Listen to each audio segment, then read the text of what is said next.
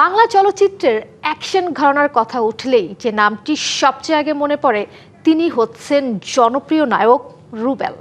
Kung fu, karate আর martial আর্টের দুর্দান্ত মিশেলে যিনি একসময় ঢালিউডে তৈরি করেছিলেন আলাদা এক ধারা।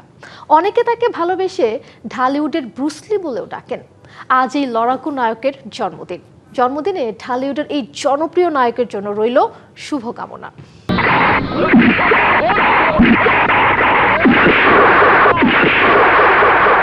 ঢাকাই সিনেমার অ্যাকশন ছবির সোনালী সময় ছিল ৮০ ও ৯০ দশক। সেই সময় পর্দা কাঁপানো এক নায়কের নাম রুবেল, পুরো নাম মাসুম পারভেজ রুবেল। তার ছবি হলে এলেই হুমড়ি খেয়ে পড়ত দর্শক। সে সময় তাকে ভালোবেসে দর্শকরা ডাকতেন ঢাকাই ছবির ব্রুসলি। আমি পথকে করেছি সাথী। ১৯৬০ সালের ৩ মে বরিশালে জন্মগ্রহণ করেন নায়ক রুবেল। কিংবদন্তি অভিনেতা সোহেল রানার ছোট ভাই হিসেবে শোবিজ অঙ্গনে তার পরিচিতি থাকলেও নিজের প্রতিভা দিয়েই তিনি গড়ে তুলেছেন স্বতন্ত্র অবস্থান। মাত্র ২২ বছর বয়সেই টানা ২ বার জাতীয় কারাতে চ্যাম্পিয়নশিপে স্বর্ণপদক জয় করে নিজের দক্ষতার জানান দেন রুবেল।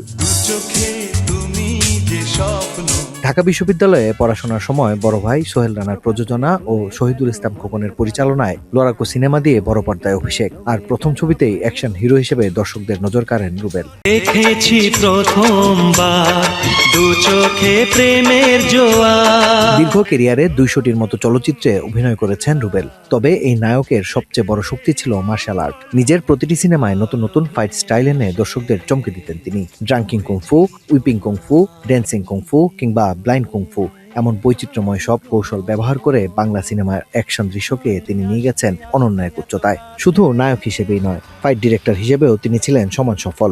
দ্য অ্যাকশন ওয়ারিয়র্স নামে নিজের একটি ফাইট টিম গড়ে তুলেছিলেন এই নায়ক, যা সেই সময়ে সিনেমায় আলাদা মাত্রা যোগ করে। তার হাত ধরেই বাংলাদেশে বাড়ে মার্শাল আর্ট ভিত্তিক সিনেমার জনপ্রিয়তা।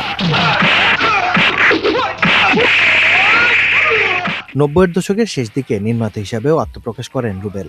নিজস্ব প্রযোজনা ও পরিচালনায় তিনি তৈরি করেছেন একাধিক ব্যবসা সফল সিনেমা, যা তার বহুমুখী প্রতিভারই প্রমাণ। ক্যারিয়ার